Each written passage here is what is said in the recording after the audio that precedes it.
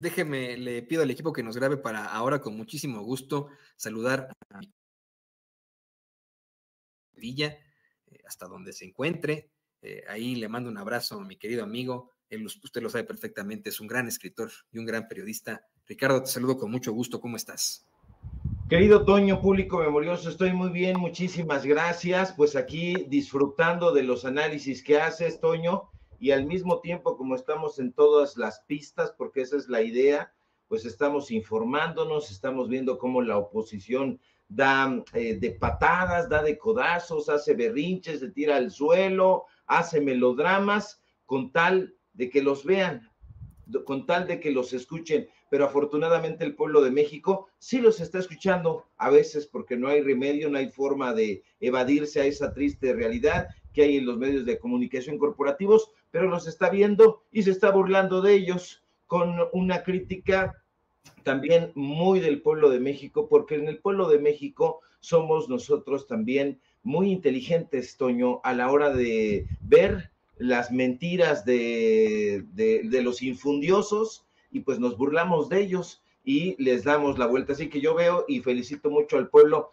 que le está dando durísimo, veo en las redes sociales que sale Ciro, compungiéndose, haciendo sus melodramas, tirándose ahí a la alfombra porque no le gusta el piso frío, y la gente sale y le tunde sabroso, y eso me da muchísimo gusto. De modo que estamos muy bien, mi querido Toño, aunque tenemos aquí la tacita de gruñón, somos un poco gruñones, la verdad somos medio grumpis.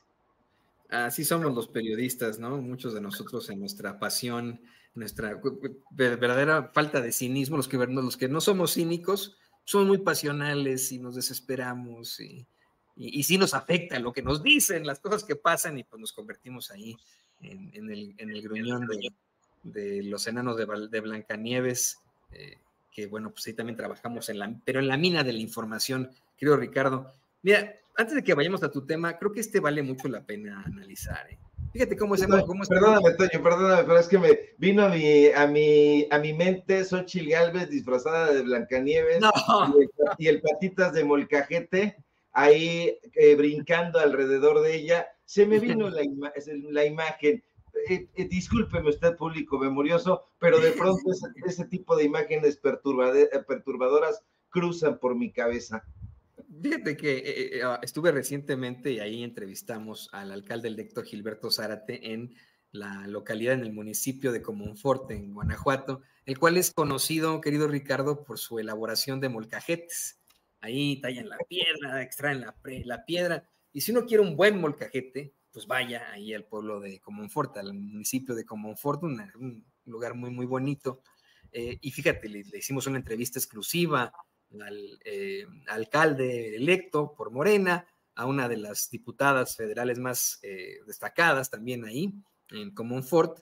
No se me ocurrió preguntarles que pues dónde andaba ahí Fernando Belauzarán, porque tienen en la plaza principal un molcajete tamaño natural, no, tamaño de persona, ¿no? Entonces, pues a lo mejor ahí estaba una estatua a Fernando Belauzarán y bueno, esto va en colación a lo que estamos platicando, ¿eh? No se vaya con la finta, público consentidor. En todas partes me da la impresión a mí que esa derecha no se da cuenta de cómo la ha regado al faltarle el respeto al pueblo de México. Estamos a punto de que este paro del Poder Judicial, querido Ricardo, tenga pues también a los impartidores de justicia. A partir del miércoles se unirán al paro nacional. Tenemos también a una bola de millonarios a los que hoy invita el presidente López Obrador a dar su opinión, pero públicamente, sobre una reforma electoral. Gente que de verdad no se dan cuenta que el pueblo quiere esa reforma electoral, que el pueblo votó por esa reforma electoral.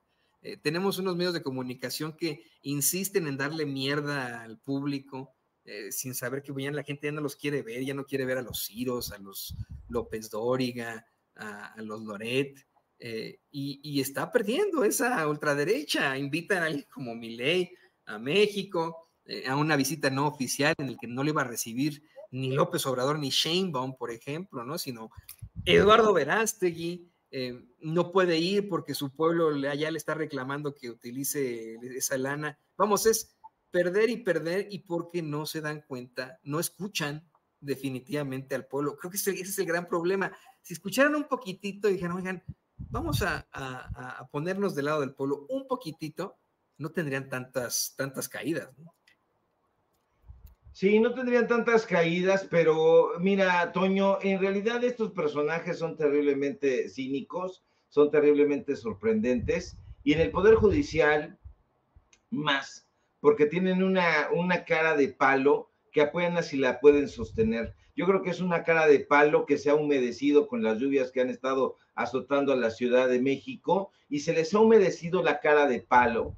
Y bueno, pues está esta idea, esta pretensión de llevar a jaque, no a paro, sino a jaque al Poder Judicial, porque estos jueces, estos ministros, estos magistrados se tratan como reyes, se tratan como reinas. Hoy mismo nosotros, si nos asomamos no solamente al Poder Judicial de la Federación, sino al Poder Judicial local, a los diferentes poderes judiciales locales, es decir, a los estados, vamos a encontrar muchísima corrupción. Nosotros nos hemos asomado a Veracruz, por ejemplo, nos hemos asomado a Puebla, nos hemos estado asomando a Querétaro, a propósito de la elección de San Juan del Río que se quieren atacar ahí los panistas. Pues dijimos, bueno, pues vamos a asomarnos a ese México profundo, del cual no quiere saber nada Ciro, del cual no quiere saber nada López Dóriga, ni ninguno de estos personajes que no salen de sus estudios aparatosos. Nos acabamos de asomar, por ejemplo, a Querétaro, Toño, y el Poder Judicial allá en ese estado también está haciendo de las suyas. Hay una magistrada, la magistrada presidenta del Poder Judicial, que autorizó que se dilapidaran más de 10 millones de pesos, dinero del pueblo, dinero del presupuesto, en tabletas, en computadoras, en baterías, en pantallas para sus colegas, otros magistrados. Preocupa a mucha gente esta displicencia con la que se conducen en el Poder Judicial, y preocupa en este caso también la cercanía que tiene con el político panista, hoy gobernador Mauricio Curi, gobernador de Querétaro, que le prometió en algún momento, y lo hemos dicho aquí, a Carlos Loret de Mola que iba a renunciar si se comprobaba que había muertos o habría muertos ahí en el Estadio Corregidora de Querétaro, en ese evento nefasto donde vimos que pues prácticamente las autoridades no hicieron nada, pero se lo prometió a Loret, no cumplió desde luego. Ahora estamos viendo que ese Poder Judicial que hoy se está desgarrando las vestiduras, también tiene muchísima cola que le pisen en los estados. Mariela Ponce Villa, que es el nombre de la magistrada presidenta del Poder Judicial allá en Querétaro, le ordenó pagar, se lo digo con datos duros, 10,11,751 pesos a una empresa llamada MC Microcomputación. Ahora, da la casualidad, porque ya ve que estos personajes entran mucho en las casualidades, que esta compañía, que tiene, por cierto, su sede en la ciudad de Querétaro, también tiene oficinas en otros estados. Tiene aquí en la Ciudad de México, tiene en Guanajuato, tiene en Morelia, tiene en Jalisco, tiene en San Luis Potosí, y bueno, ellos le reportaron al fisco, y lo estuvimos revisando, que entre 2012 y 2021 habrían recibido 29.6 millones de pesos por contratos por adjudicación directa, pero no fue así.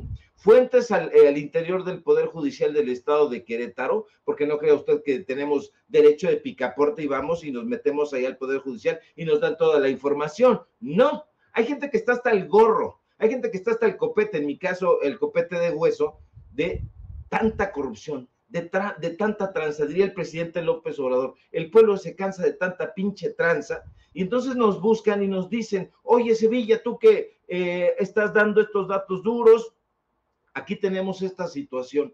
Y entonces nos dan a conocer una serie de documentos donde aparecen que estos personajes habrían estado en contubernio con el Poder Judicial, la empresa y bueno, pues los magistrados en este caso. Entonces, hay mucho dinero de por medio. Estuvimos revisando la documentación, ya ve que Ciro, ya ve que Loretito no se dan tiempo de eso porque tienen a sus canchanchanes. Nosotros sí tenemos tiempo para eso porque justamente esa es nuestra profesión. Ahora, tuvimos acceso a las facturas, tuvimos acceso al contrato, tuvimos acceso a las cantidades y resulta que esto es completamente anómalo. Ellos están gastando un dinero que no se les había autorizado. Ahí ellos en un documento que está fechado en Santiago de Querétaro el 14 de abril del año pasado, dicen que van a dar un contrato por 8 millones de pesos, poquito más, pesos menos, pero resulta que dieron 2 millones de pesos más. Ahora, le estoy diciendo que son tabletas, que son computadoras, que son protectores de pantalla, ese tipo de cosas en las que están dilapidando el presupuesto. Ahora, llama mucho la atención la cercanía que tiene Mariela Ponce Villa con Mauricio Curi, pero no solamente con ese panista, sino parece muy cercana a varios panistas en esa entidad. Resulta que también es amiga del otro panista, Roberto Cabrera, que ya le hemos dado a conocer, es el personaje que querría robarse la elección de San Juan del Río. Él es el actual presidente municipal de ese municipio, valga la redundancia, pero de acuerdo con nuestras fuentes, esta cercanía que tiene ahí con estos personajes, con los magistrados, con la titular del Poder Judicial del Estado, con el Instituto Electoral del Estado de Querétaro, que es el que en determinado momento va a fallar a favor o en contra de esta elección, pues resulta que está, o todo parece estar completamente amañado. Es muy preocupante, Toño, porque fíjate nada más cómo están todas las cosas concatenadas, todas las cosas hiladas, porque en teoría se supone que el Poder Judicial de México, de todo, tanto el Poder Judicial Federal como el local, es una pieza fundamental del sistema político, y en teoría también se supone que es el encargado de velar por la justicia y el cumplimiento de la ley, pero no para unos cuantos, sino para el pueblo en general, y más aún para el pueblo llano que tanto lo necesita.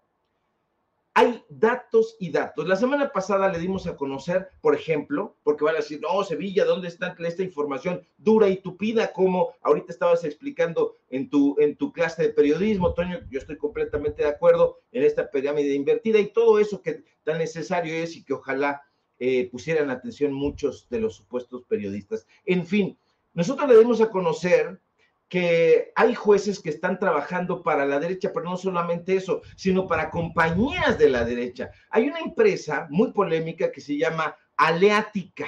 No sé si le suena a usted, público memorioso. Aleática es una compañía que está operando una parte del viaducto Bicentenario y resulta que lo estaría haciendo de manera ilegal.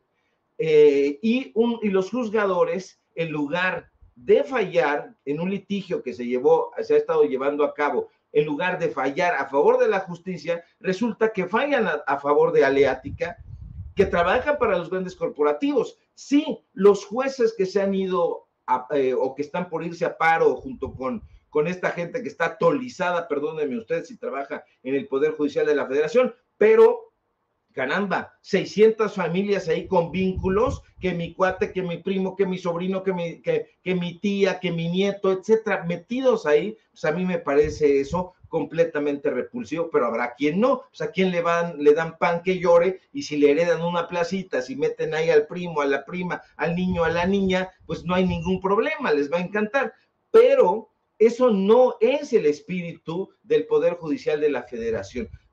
Corruptelas tras corruptelas, le dimos a conocer, por ejemplo, que estos personajes, uno de ellos eran varios personajes, me parece que 7 personajes, 4 exfuncionarios mexiquenses y 3 exdirectivos de esa empresa, pues sí, estaban en el altiplano. Pues resulta que los juzgadores, un juzgador en concreto que está adscrito a ese penal, dijo, no, pues es que aquí no hay los elementos suficientes para que estos personajes vayan a proceso, no los hay. Y sin embargo, pues a menos que nosotros estemos ciegos, estemos estúpidos, estemos tontos, ahí están los datos duros. Le revelamos, por otro lado, que los pensionados y jubilados no son la excepción en el Poder Judicial de la Federación. Le dimos a conocer con datos duros, Toño, a la gente que nos ve y que nos escucha, que estos trabajadores, aún en el retiro, tienen seguros de casa habitación millonarios, pero no lo pagan con su sueldo, les pagan muy bien, pagan con dinero del erario, es decir, con dinero del pueblo de México. En diciembre del año pasado se gastaron 112 millones de pesos. Está ahí en los ejercicios 2023, 2024 y está esto comprometido hasta 2025. 112 millones, más de 112 millones, casi 113 millones de pesos en seguros voluntarios de casa habitación. Pues claro que van a ser voluntarios. Si a mí me aseguran la casa y yo no la tengo que pagar, por supuesto que sí voy a aceptar el seguro. Es decir, el Consejo de la Judicatura, el cual en la mañana de ayer pusieron los candados, porque estoy señalando hacia atrás porque está en el oriente de la Ciudad de México, esta estructura más o menos romana, que habría que ver cuánto costó, porque si usted se para frente a la estación de autobuses de Oriente, conocida como la Tapo, se va a dar cuenta que esa cosa es majestuosa. Mientras tanto, el pueblo de México, hay gente afuera del Consejo de la Judicatura que está limpiando parabrisas, niños y niñas que vienen de otros estados y que se quedan alrededor de la estación Tapo, que así se le conoce, y están limpiando parabrisas, mientras estos juzgadores se están dando la gran vida. Oye, pero habrá algunos juzgadores que sí valga la pena, que estén trabajando, pues le digo desafortunadamente que son los menos. ¿Por qué? También hace unos días, usted lo sabe, con datos duros le dimos a conocer que la Corte está plagada de traidores al pueblo. No estamos hablando de la traición a la Cuarta Transformación, que esa ya de por sí se ha ido dando durante todo el sexenio por algunos personajes que ya le hemos mencionado. Pero ahí está Juan Luis González Alcántara Carrancá, que le ha dado la espalda a la nación, que le propuso a sus pares, los ministros de la Suprema Corte, que declararan inconstitucional el traslado de la Guardia Nacional a la Sedena. Usted lo recuerda. Le dimos a conocer que no había sido el único caso, que había actuado en contra de la transformación, en contra incluso del personaje, en este caso el presidente de la República, que en efecto lo había nominado, pero él elaboró un proyecto para invalidar el decreto, para blindar los proyectos prioritarios del gobierno federal. ¿Se acuerda usted de eso? Esos son golpes arteros. No conforme con eso, el traidor Carrancá, no visto así solo por mí, sino por un gran número de mexicanos y mexicanas, se puso su gorrita a la marchita esta pedorra para defender la desaparición de los 13 fideicomisos del Poder Judicial. ¿Se acuerda usted de eso?